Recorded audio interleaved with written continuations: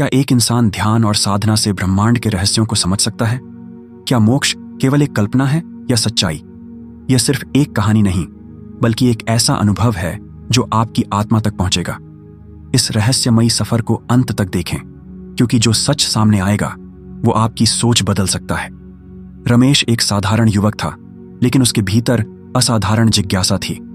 वह जीवन के सामान्य सुख सुविधाओं से संतुष्ट नहीं था। उसके मन में हमेशा यह सवाल उठता कि जीवन का वास्तविक उद्देश्य क्या है? क्या केवल जन्म, शिक्षा, नौकरी, परिवार और मृत्यु ही जीवन की परिधि है, या इसके पार भी कुछ है? यह प्रश्न उसके मन को बेचैन करता था। जब उसके आसपास के लोग अपने दैनिक कार्यों में व्यस्त रहते, तब रमेश आकाश की ओर निहारते हुए किसी अदृश्य उत्तर की प्रतीक्षा करता। एक दिन रमेश को अपने ही शहर के एक पुस्तकालय में एक प्राचीन ग्रंथ मिला। वह ग्रंथ वेदांत, योग और ध्यान पर आधारित था। उसने उसे पढ़ना शुरू किया और हर शब्द उसके भीतर एक नई ऊर्जा भरता चला गया। जैसे जैसे वह ग्रंथ के पन्ने पलटता गया, उसे लगा कि उसकी आत्मा किसी गहरी यात्रा पर निकल पड़ी है। उसने महसूस किया कि उसकी अब तक की सोच अधूरी थी और असली ज्ञान अभी उसे प्राप्त करना था। इस खोज में रमेश ने कई किताबें पढ़ीं, इंटरनेट पर खोज की और कई लोगों से बात की, लेकिन उसे संतोषजनक उत्तर नहीं मिले। अंततः उसे एक वृद्ध संत के बारे में पता चला, जो शहर के बाहरी इलाके में एक छोटे से आश्रम में रहते थे। कहा जाता था कि वे न केवल अद्वितीय ज्ञान रखते थे, बल्कि उनका स्पर्श मात्र से लोग आंतरिक शांति का अनुभव करने लगते थे। रमेश ने बिना समय गवाए उस संत से मिलने का निश्चय किया। जब वह उनके आश्रम पहुंचा तो वहां का वातावरण बेहद शांतिपूर्ण था। पेड़ों पर पक्षी चहक रहे थे, मंद हवा बह रही थी और वहां के लोग अत्यधिक शांत और संतुष्ट दिख रहे थे। संत एक साधारण झोपड़ी में रहते थे, लेकिन उनके चेहरे की आभा दिव्य थी। रमेश उनके चरणों में झुका और अपनी जिज्ञासा प्रकट की। गुरुदेव, मैं जीवन का वास्तविक अर्थ समझना चाहता हूं। कृपया मुझे इस मार्ग पर चलने का ज्ञान दें। संत ने मुस्कुराते हुए रमेश की आंखों में देखा और कहा, यदि तुम सच में तैयार हो तो यह यात्रा कठिन होगी। यह केवल किताबों से समझने की चीज नहीं, बल्कि इसे अनुभव करना पड़ेगा। क्या तुम इसके लिए तैयार हो? रमेश ने बिना एक पल गंवाए सिर हिलाया। हाँ गुरुदेव। संत मुस्कुराए और बोले, तो पहले अपने भीतर की शुद्धि करो। मन और आत्मा को शुद्ध किए बिना ज्ञान प्राप्त करना संभव नहीं। तुम कल से आश्रम में रहकर अपनी साधना आरंभ कर सकते हो। रमेश के लिए यह एक नई शुरुआत थी। वह अपने पुराने जीवन से पूरी तरह अलग एक नए जीवन में प्रवेश कर चुका था, लेकिन यह आसान नहीं था।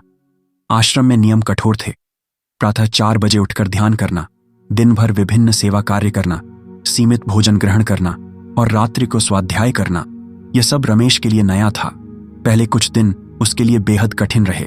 कभी कभी उसे लगता कि वह वापस लौट जाए, लेकिन उसकी आत्मा की पुकार उसे रुकने के लिए बाध्य करती रही। धीरे धीरे रमेश को महसूस हुआ कि ध्यान करने से उसका मन स्थिर हो रहा है, सेवा कार्य करने से उसे आंतरिक संतोष मिल रहा है और स्वाध्याय से उसका ज्ञान बढ़ रहा है। आश्रम के वातावरण ने उसकी चेतना को एक नए स्तर पर पहुंचा दिया था। उसे एहसास हुआ कि आध्यात्मिक यात्रा केवल बाहरी ज्ञान प्राप्त करने तक सीमित नहीं, बल्कि यह स्वयं के भीतर उतरने की प्रक्रिया है। इसी तरह रमेश की आध्यात्मिक खोज की यात्रा प्रारंभ हो चुकी थी। वह जानता था कि यह मार्ग कठिन होगा, लेकिन उसके भीतर की जिज्ञासा और संत की कृपा ने उसे यह भरोसा दिला दिया था कि वह इस यात्रा को पूरा करेगा। रमेश आश्रम में अपने नए जीवन में पूरी तरह डूब चुका था। अब वह सुबह जल्दी उठने का आदी हो चुका था। ध्यान करना उसके लिए किसी बोझ की तरह नहीं, बल्कि आनंद का स्रोत बन चुका था। धीरे धीरे वह सांसारिक इच्छाओं से दूर होने लगा। एक दिन जब वह ध्यान में बैठा तो उसे एक अनोखा अनुभव हुआ। उसने महसूस किया कि उसका शरीर हल्का हो रहा है, जैसे कोई अदृश्य शक्ति उसे ऊपर की ओर खींच रही हो। यह अनुभव नया था और उसने इसे अपने गुरु के सामने रखा। गुरु ने रमेश को देखकर मुस्कुराते हुए कहा, अब तुम अपनी यात्रा में प्रवेश कर चुके हो। यह तुम्हारे अंदर के ऊर्जा केंद्रों के जागरण की पहली निशानी है। तुम्हारे चक्र सक्रिय होने लगे हैं, लेकिन यह केवल शुरुआत है। तुम्हें इस ऊर्जा को समझना होगा, इसे साधना होगा। ध्यान रखो, यह शक्ति तुम्हें मोक्ष की ओर ले जा सकती है, लेकिन यदि तुम भटक गए तो यही शक्ति तुम्हें भ्रमित भी कर सकती है। रमेश के मन में जिज्ञासा और बढ़ गई। उसने गुरु से पूछा, गुरुदेव, यह चक्र क्या है और मैं इन्हें कैसे जागृत कर सकता हूं? गुरु ने समझाया, हमारे शरीर में 7 ऊर्जा केंद्र होते हैं, जिन्हें चक्र कहा जाता है। प्रत्येक चक्र का एक विशेष कार्य और प्रभाव होता है। जब ये चक्र संतुलित होते हैं तो व्यक्ति शारीरिक, मानसिक और आध्यात्मिक रूप से स्वस्थ होता है। लेकिन जब ये असंतुलित होते हैं तो व्यक्ति अनेक समस्याओं का सामना करता है। गुरु ने रमेश को पहला अभ्यास दिया। उन्होंने कहा, तुम्हें सबसे पहले मूलाधार चक्र को जागृत करना होगा।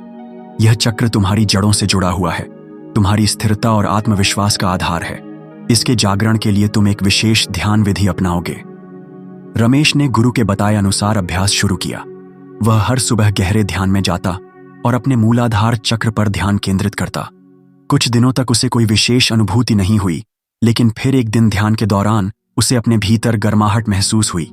ऐसा लगा जैसे उसके शरीर में एक नई ऊर्जा का प्रवाह शुरू हो गया हो। जब रमेश ने यह अनुभव गुरु को बताया तो उन्होंने मुस्कुराते हुए कहा, अब तुम आगे बढ़ सकते हो, लेकिन ध्यान रखना, इस यात्रा में परीक्षाएं भी होंगी। जब तुम ऊर्जा के उच्च स्तर पर पहुंचोगे तो तुम्हारी इच्छाएं, भय और संदेह तुम्हें रोकने की कोशिश करेंगे। तुम्हें अपने मन को शांत रखना होगा। रमेश ने गुरु की बात को गंभीरता से लिया और अपनी साधना जारी रखी। धीरे धीरे उसने स्वाधिष्ठान, मणिपुर और अनाहत चक्रों पर ध्यान केंद्रित करना शुरू किया। प्रत्येक चक्र के जागरण के साथ उसने अपने भीतर नए परिवर्तन अनुभव किए। कभी कभी उसे अजीब सपने आते, कभी कभी ध्यान के दौरान वह अपने शरीर से अलग महसूस करता। एक दिन जब वह ध्यान में था तो उसे ऐसा लगा जैसे वह अपने शरीर से बाहर निकल गया हो। उसने अपने चारों ओर एक दिव्य प्रकाश देखा और फिर वह अचानक अपने बचपन की यादों में चला गया। उसे वे क्षण याद आए जब वह खुश था और वे भी जब वह दुखी था। उसने उन क्षणों को दोबारा जिया, लेकिन इस बार वह एक दर्शक की तरह था। जब रमेश ने यह अनुभव गुरु को बताया तो वे गंभीर हो गए। उन्होंने कहा, यह बहुत महत्वपूर्ण संकेत है। तुम अपने भूतकाल की गांठों को खोल रहे हो। जब तक तुम इनसे मुक्त नहीं होगे तब तक तुम्हारी आत्मा पूरी तरह स्वतंत्र नहीं हो पाएगी। रमेश ने गुरु की बातों को समझा और अपनी साधना में और गहराई तक जाने का निर्णय लिया। उसने ध्यान में अधिक समय देना शुरू किया और अपनी सभी नकारात्मक भावनाओं को छोड़ने की कोशिश करने लगा। धीरे धीरे वह अपने भीतर एक नई शांति महसूस करने लगा। उसे ऐसा लगा जैसे वह स्वयं को पहले से अधिक जानने लगा है। अब वह छोटी छोटी बातों पर परेशान नहीं होता था, न ही किसी से अपेक्षा करता था। फिर आया पहला वास्तविक परीक्षण। एक दिन जब रमेश ध्यान कर रहा था तो अचानक उसे बहुत गहरी बेचैनी महसूस हुई। उसका मन भटकने लगा और उसे लगा कि वह इस यात्रा को छोड़ दे। एक अजीब सी निराशा ने उसे घेर लिया। रमेश ने गुरु के पास जाकर अपनी समस्या बताई। गुरु ने मुस्कुराते हुए कहा, यह वही भ्रम है जो हर साधक की राह में आता है। जब कोई व्यक्ति आध्यात्मिक रूप से आगे बढ़ता है तो उसका अहंकार और उसका पुराना मन उसे रोकने की कोशिश करता है। ये परीक्षा है। अगर तुम इसे पार कर लोगे तो तुम एक नई अवस्था में प्रवेश कर जाओगे। गुरु की बातें सुनकर रमेश ने अपने अभ्यास को और दृढ़ता से जारी रखा।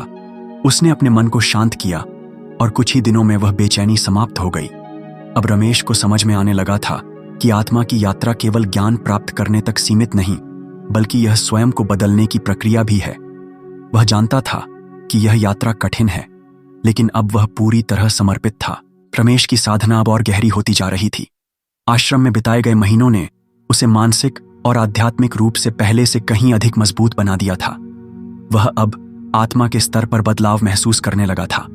एक दिन जब वह ध्यान कर रहा था तो उसे अपने रीढ़ की हड्डी के आधार पर एक अजीब सी ऊर्जा महसूस हुई। यह अनुभव पहले कभी नहीं हुआ था।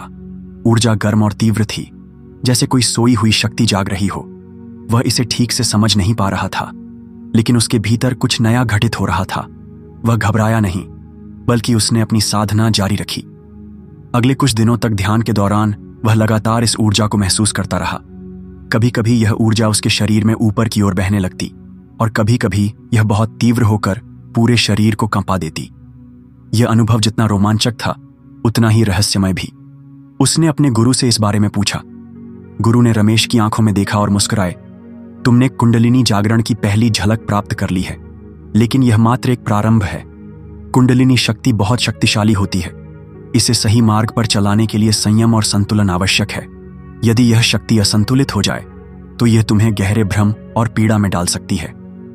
रमेश के मन में सवाल उठा, गुरुदेव, यह कुंडलिनी क्या है और यह जागरण क्यों हुआ? गुरु ने समझाया, कुंडलिनी एक दिव्य ऊर्जा है जो प्रत्येक व्यक्ति में मूलाधार चक्र के पास सुप्त अवस्था में रहती है। जब व्यक्ति गहन ध्यान और साधना करता है तो यह शक्ति जागने लगती है और ऊपर की ओर बढ़ती है। लेकिन यह मार्ग कठिन है।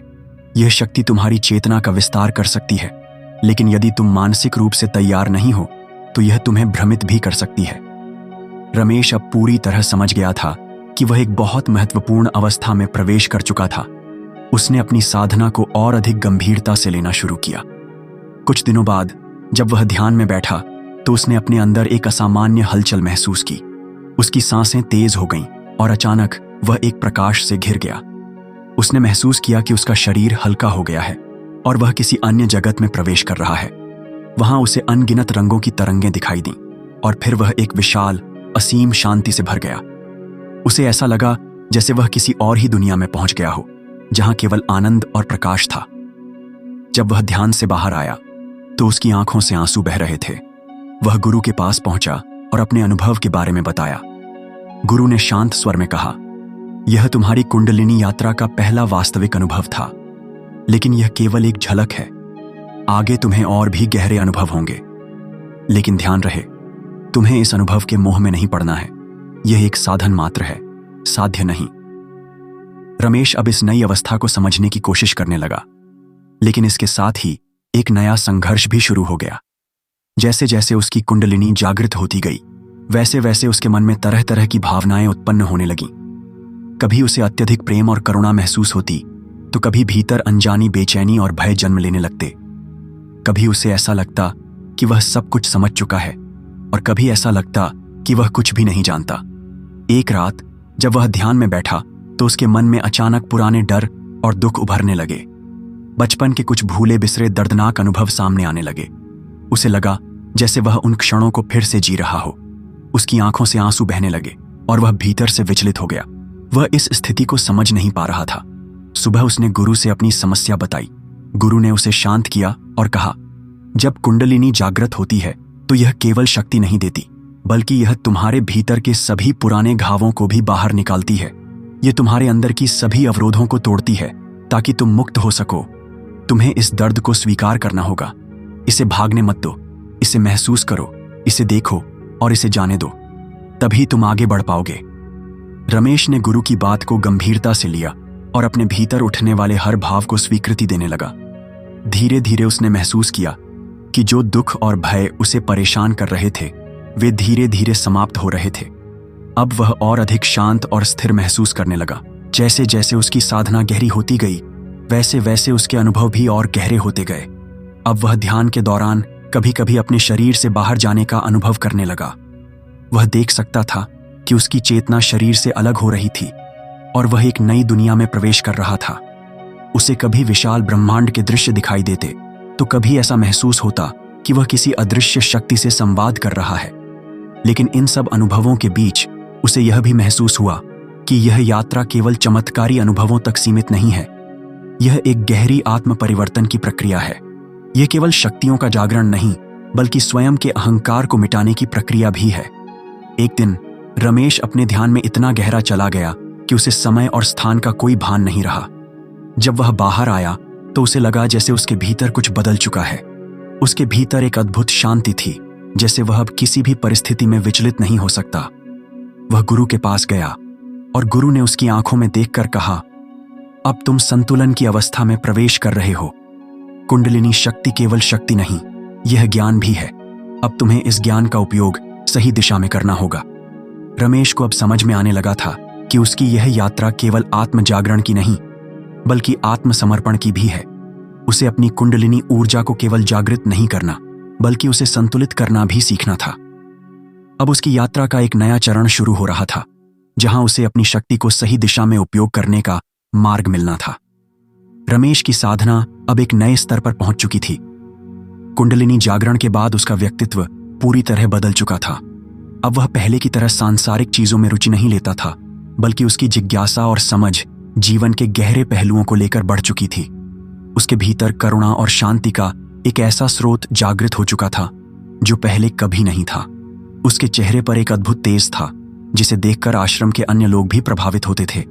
गुरु भी जानते थे कि रमेश अब एक महत्वपूर्ण अवस्था में पहुंच चुका है। लेकिन उसकी यात्रा अभी पूरी नहीं हुई थी। एक दिन जब रमेश ध्यान कर रहा था तो उसे एक अनोखा अनुभव हुआ। उसने देखा कि वह एक विशाल शून्य में खड़ा है, जहां केवल प्रकाश और शांति है। वहां उसे एक आवाज सुनाई दी, तुम्हारा कार्य केवल स्वयं को मुक्त करना नहीं, बल्कि दूसरों को भी प्रकाश की ओर ले जाना है। वह आवाज इतनी गहरी और प्रभावशाली थी कि रमेश का पूरा अस्तित्व हिल गया।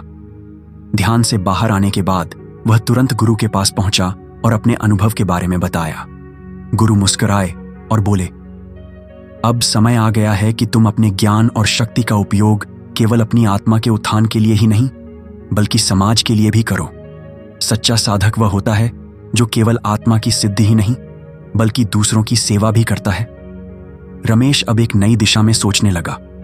उसने महसूस किया कि उसकी यात्रा केवल व्यक्तिगत मोक्ष तक सीमित नहीं रह सकती।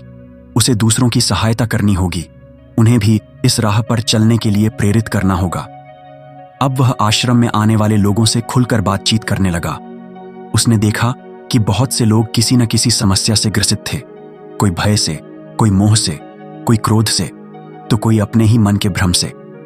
उसने धीरे धीरे उन सभी से बातचीत शुरू की और उनकी समस्याओं का हल उन्हें उनकी चेतना के स्तर पर खोजने के लिए प्रेरित किया। आश्रम में उसकी लोकप्रियता बढ़ने लगी। लोग उसे एक मार्गदर्शक की तरह देखने लगे। एक दिन आश्रम में एक व्यक्ति आया जो अत्यधिक क्रोधी स्वभाव का था। वह छोटी छोटी बातों पर भड़क जाता था और उसके जीवन में अशांति बनी रहती थी। रमेश ने उसे ध्यान और श्वास अभ्यास करने की सलाह दी। पहले तो वह व्यक्ति हंस पड़ा, लेकिन जब रमेश ने उसे शांति से समझाया और उसके जीवन के पहलुओं को खोलकर उसके सामने रखा, तो वह प्रभावित हुआ। उसने रमेश की बातों को गंभीरता से लिया और ध्यान करना शुरू किया। कुछ ही महीनों में वह व्यक्ति पूरी तरह बदल चुका था। धीरे धीरे रमेश की ख्याति दूर दूर तक फैलने लगी। लोग उसे एक दिव्य पुरुष के रूप में देखने लगे। लेकिन रमेश को इस बात का अहंकार नहीं था। वह जानता था कि यह सब केवल उसकी कुंडलिनी यात्रा और गुरु के मार्गदर्शन का परिणाम है। फिर एक दिन एक नई चुनौती सामने आई। आश्रम के बाहर कुछ लोग रमेश के बारे में नकारात्मक बातें फैलाने लगे। वे कहने लगे कि रमेश कोई विशेषज्ञ नहीं, बल्कि केवल लोगों को भ्रमित कर रहा है। यह सुनकर आश्रम के कई अनुयायी परेशान हो गए और उन्होंने रमेश से इसका समाधान पूछा। रमेश ने शांत स्वर में कहा, यदि कोई व्यक्ति अंधकार में हो और तुम उसे प्रकाश दिखाने का प्रयास करो, तो पहले वह चौंकता है, फिर संदेह करता है, और अंत में जब उसे सत्य समझ में आता है तो वह उसे स्वीकार कर लेता है। जो लोग अब भी विरोध कर रहे हैं, वे केवल अपने पुराने विचारों से बंधे हुए हैं। समय के साथ उन्हें सत्य समझ में आ जाएगा। हमें केवल अपने मार्ग पर चलते रहना है। इस घटना के बाद रमेश ने और अधिक गहन साधना शुरू कर दी। उसने ध्यान रमेश अब अपने जीवन की अंतिम अवस्था में प्रवेश कर चुका था। वर्षों की साधना, ध्यान और आत्मावलोकन के बाद वह उस स्थिति में पहुंच चुका था जहां से कोई वापसी नहीं होती। उसके भीतर अब कोई संघर्ष नहीं था, कोई प्रश्न नहीं था, केवल एक गहरी शांति थी। एक दिन जब वह ध्यान कर रहा था तो उसे एक दिव्य अनुभव हुआ। उसने महसूस किया कि उसका अस्तित्व अब केवल एक शरीर तक सीमित नहीं है। वह हवा में, वृक्षों में, जल में और प्रत्येक प्राणी में खुद को अनुभव करने लगा। अब वह केवल रमेश नहीं था, वह समस्त ब्रह्मांड के साथ एकाकार हो गया था। जब वह ध्यान से बाहर आया तो गुरु ने उसकी आंखों में झांका और मुस्कुराए। अब समय आ गया है, उन्होंने कहा। रमेश समझ गया कि यह समय मोक्ष की ओर अग्रसर होने का है। उसने अपने सारे मोह, बंधन और अहंकार को पूरी तरह त्याग दिया। अब उसमें न कोई इच्छा थी, न कोई अपेक्षा। वह केवल एक साक्षी था जो संसार को देख रहा था, लेकिन उसमें लिप्त नहीं था। एक दिन जब वह आश्रम में टहल रहा था तो कुछ लोग उसके पास आए और बोले, आपने अपने जीवन में इतनी सिद्धियां प्राप्त की हैं, फिर भी आप किसी को कुछ नहीं दिखाते। क्या आप हमें कोई चमत्कार दिखा सकते हैं? रमेश मुस्कुराया और बोला, सबसे बड़ा चमत्कार यह है कि तुम स्वयं को जान लो। जब तुम अपने भीतर झांकोगे तो पाओगे कि तुम स्वयं ही ब्रह्म हो। उन लोगों को यह उत्तर समझ में नहीं आया, लेकिन आश्रम के लोग जानते थे कि रमेश अब अपने अंतिम ज्ञान की ओर बढ़ रहा था। अब उसका जीवन केवल एक प्रवाह था। वह जो भी करता बिना किसी प्रयास के करता। वह बोलता तो शब्दों में कोई प्रयास नहीं होता। वह चलता तो पवन की तरह हल्का चलता। वह हंसता तो उसमें संपूर्ण सृष्टि की हंसी होती। गुरु जानते थे कि रमेश अब पूर्णता को प्राप्त कर चुका है। एक दिन उन्होंने उसे बुलाया और कहा, अब तुम्हारा यहां कोई कार्य नहीं बचा है। तुम्हें अंतिम अवस्था में प्रवेश करना होगा। रमेश ने गुरु के चरणों में प्रणाम किया और एक साधारण स्थान पर बैठकर ध्यान में लीन हो गया। उसके चारों ओर लोग बैठे, लेकिन वह अब किसी से नहीं था। वह बस शून्य में विलीन हो रहा था। धीरे धीरे उसकी सांसें मंद पड़ने लगीं। उसके चेहरे पर एक दिव्य चमक थी और फिर कुछ पलों बाद उसका शरीर वहीं था, लेकिन रमेश अब उसमें नहीं था। उस क्षण पूरे आश्रम में एक दिव्य ऊर्जा का प्रवाह हुआ। लोगों ने अनुभव किया कि रमेश कहीं नहीं गया, वह केवल रूप बदल चुका था। अब वह हवा में था, प्रकाश में था, हर एक कण में था। गुरु ने आंखें बंद कीं और कहा, रमेश ने मोक्ष प्राप्त कर लिया है, वह अब मुक्त है। आश्रम में एक अद्भुत शांति छा गई। लोगों ने महसूस किया कि रमेश अब भी उनके साथ था, लेकिन एक नई रूप में, एक ऊर्जा के रूप में, जो कभी नष्ट नहीं हो सकती। यह कहानी यहीं समाप्त नहीं होती, क्योंकि रमेश अब भी जीवित था, हर उस व्यक्ति में जो सच्ची आत्मज्ञान की खोज कर रहा था। क्या आपने कभी ऐसा आध्यात्मिक अनुभव किया है? कमेंट में जरूर बताएं। अगर इस अनोखी कहानी ने आपको हैरान कर दिया है तो वीडियो को लाइक करें, कमेंट में अपनी राय बताइए कि आपको क्या सबसे रोचक लगा और सब्सक्राइब करें, क्योंकि ऐसी अनोखी कहानियां और रहस्य आपके लिए अभी बाकी